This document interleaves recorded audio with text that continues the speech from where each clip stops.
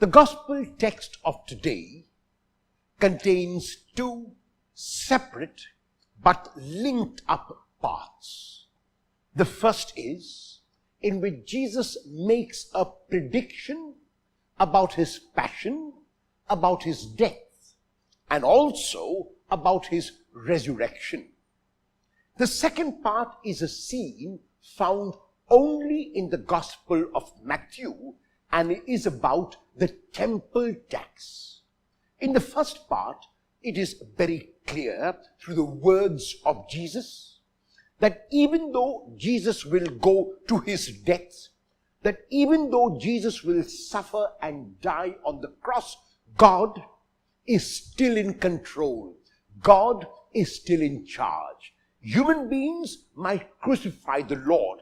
Human beings might kill the Lord, but that will not be the end because God is in control. And that is why Jesus can go to his death with such courage, not because he knows what will happen in the future, no, but because he trusts his Father absolutely. He knows that whatever his Father does for him will be for his good and for the Father's glory. And that is why, with complete fearlessness, with total lack of inhibitions, he can go to his death, to the cross.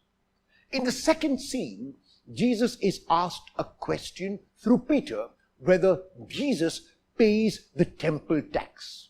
And Jesus, in a way, is logical in his response because he says if Peter and he are sons of God, then they don't need to pay tax to the temple because in God's case, everything is free and God doesn't charge. However, because he doesn't want to cause a scandal, because he doesn't want to confront those who ask for the tax, he asks Peter to pay the tax.